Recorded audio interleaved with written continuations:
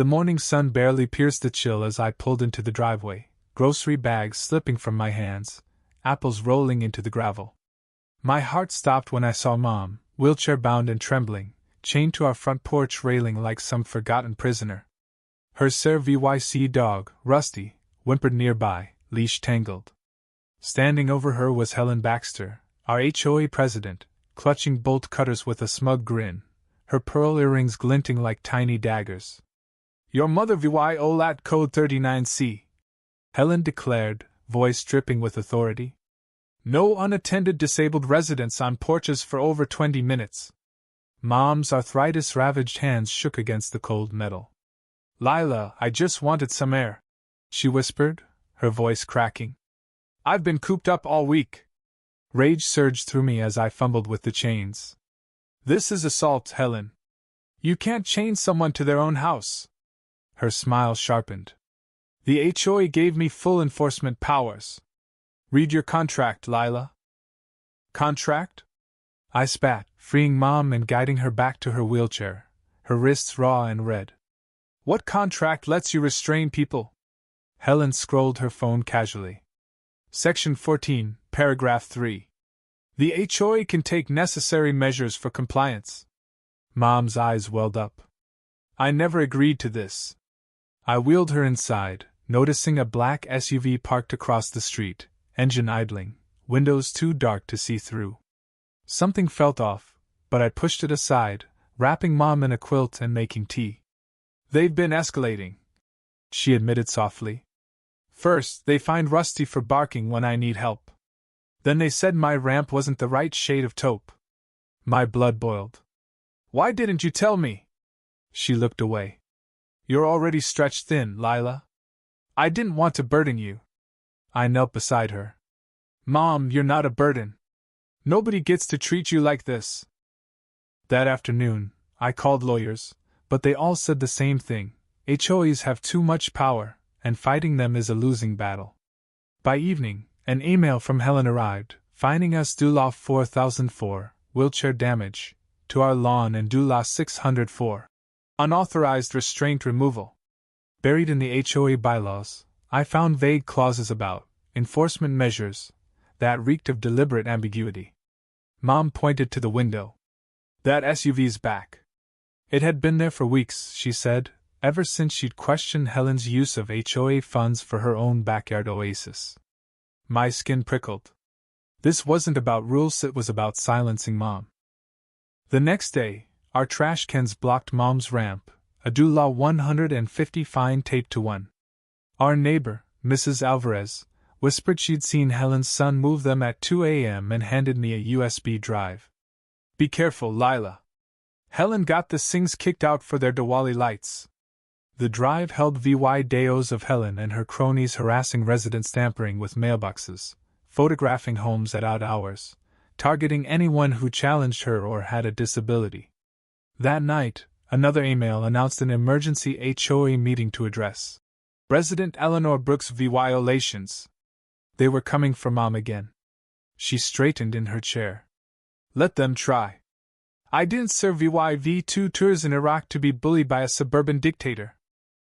At the meeting, Helen presented a slideshow of Mom's offenses: uneven grass, an unapproved birdhouse, excessive use of her handicap parking spot. "Eleanor owes $12,000, Helen declared. "We're considering foreclosure." I stood shaking. "This is harassment." Helen smirked. "You're not a homeowner, Lila. Sit down." But others rose. Neighbors Mom had helped over the years. "We're with Eleanor," one shouted. Helen's control wavered as the board's vote split, 2 members siding with us. A man in a suit slipped in, taking notes. "Just a concerned citizen," he said when Helen demanded his identity, handing Mom a card with only a phone number. In the parking lot, our car was keyed with the word, "Leave."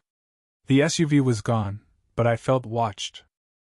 Digging through the USB files, I found property records showing Helen's husband's company had bought 5 homes in our neighborhood, all from disabled owners forced out by fines.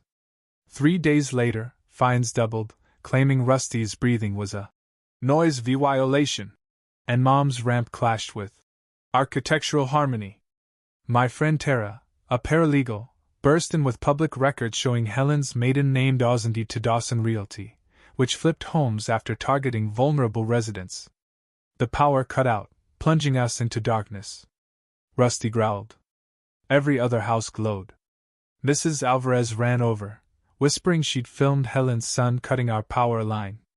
Then a brick crashed through our window, a note attached. Final warning. We fought back. Tara filed state complaints while I leaked REVY Denke VY Deos records, the power line Fujito, a local news station. Helen tried to block the crew, screaming about private property, but they aired the story that night. Our phones lit up with other VY Tim's stories. The Chens fined for Lunar New Year lanterns, Mr. Lopez harassed for using a walker. We formed a Facebook group, Oak Ridge United, swelling to 60 members overnight. Helen retaliated, sending a locksmith to change our locks under an emergency foreclosure. Tara stopped him with legal threats. I confronted the SUV, banging on its window. A voice said, "Check your mailbox." Inside was an envelope with photos of Helen meeting shady figures and a note. "We're building a case. Keep pushing." The group uncovered HOA emails about Operation Clear VYEW. Helen's plan to purge undesirables.